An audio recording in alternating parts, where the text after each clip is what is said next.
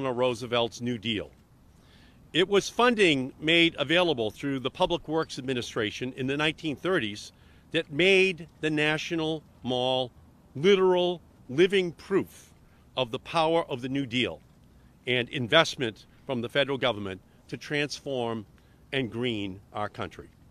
My deepest gratitude to my partner and friend, Congresswoman Alexandria Ocasio-Cortez. It is a privilege to work with you, stand shoulder to shoulder with you, to rattle cages with you, and to fight together for the future of the people of this country and the planet. And I could not be prouder to be working with you on this issue and so many others.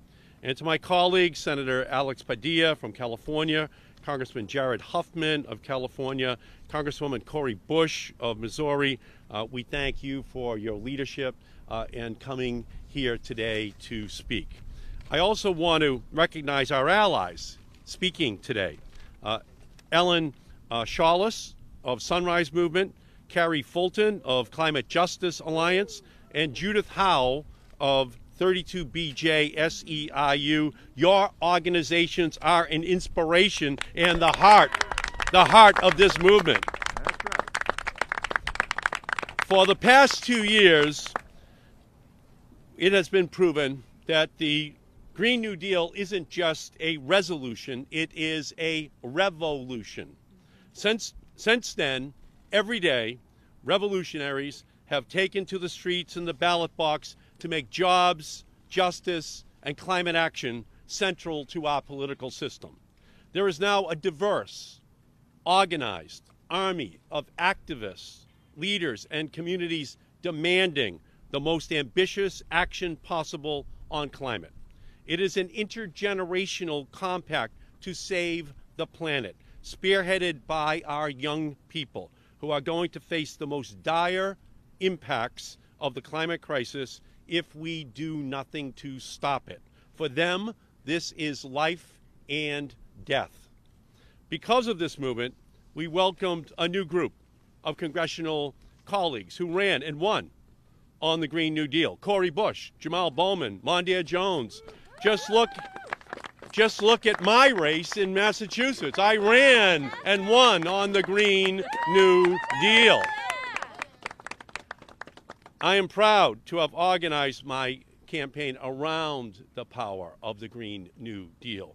We made bold climate action not only a voting issue, we made it a winning political issue.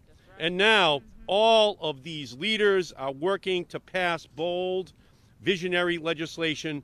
Climate justice is finally taking over the halls of the United States Congress. In the past 2 years, the Green New Deal has raised the world's awareness to the scope and the scale of the challenges we face and the solutions we need to act. General Motors is now moving to produce only electric vehicles by 2035. That was not on the scoreboard 2 years ago. The Biden administration is including climate action, environmental justice, and the care economy in its recovery plans. That's the DNA of the Green New Deal that we introduced. More than 100 cities nationwide have already committed to 100% clean, renewable energy. New York City has a Green New Deal. Maine enacted a Green New Deal. The Seattle City Council passed a Green New Deal resolution. What critics and skeptics call pie in the sky or distracting in the Green New Deal 2 years ago is now recognized as undeniably linked. Racial injustice, economic inequality, housing, education, jobs, and climate change. It is all intertwined. And that is why we are here today, because we know that there cannot be true freedom when people are imprisoned by poverty and homelessness. There cannot be real liberty when education is withheld or civil rights denied.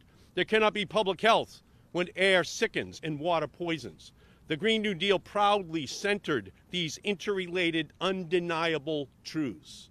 Now, there are new bills being introduced that have the Green New Deal in their DNA. Bold, ambitious, transformational, economy-wide legislation with jobs, justice, and climate at their center. Today, I am introducing new legislation with my partner, Congresswoman Ocasio-Cortez, that will create a civilian climate corps for jobs and justice in our country. Livable wages with benefits, on-the-job training from local unions, sweat equity that builds racial, moral, and political equality, work that rebuilds the economy and saves the planet, all at the same time. This is the 21st century civilian climate corps. We will supercharge the already successful national service programs run through the Corporation for National Service and employ a diverse group of 1.5 million Americans to complete projects that help communities respond to climate change and transition to a clean economy. From Groundworks, Lawrence, to AmeriCorps, Cape Cod, to the Southwest Boston Community Development Corporation, and programs all across the country, Corps members will work on everything from making our schools and buildings more energy efficient, to ensuring access to good transit, to protecting conservation land and waterways and promoting climate resiliency. But unlike the conservation corps of the past, this climate corps will center equity and justice, providing 50% of investments to environmental justice communities and ensure that 50% of corps members come from those same communities. Civilian Climate Corps members will receive education and job training and coordination with local institutions to usher them into good union jobs in our country. They will have access to financial grants to pay down student loans or pay for higher education, and they will make at least $15 an hour, receive full medical coverage, and have access to other services like child care. We will build homes, build careers, build futures. This is our opportunity to not only retrofit our buildings, but to future-proof our workers and the planet. It is now this generation's turn to answer the call and to meet the historic challenges of our time. The era of the Green New Deal has arrived. No longer will justice get an IOU for the sake of CO2. Intersectional is foundational. The power of the wind, the power of the sun to be matched by the power of the people. It is possible to find middle ground in many areas of politics. I know because I have done it. But we cannot compromise away math or morality. We cannot compromise on science. Policies will take steps to save the planet, or they will not. We cannot compromise on justice. Policies are equitable, or they are not. We cannot compromise on the fate of our planet and the fate of human civilization.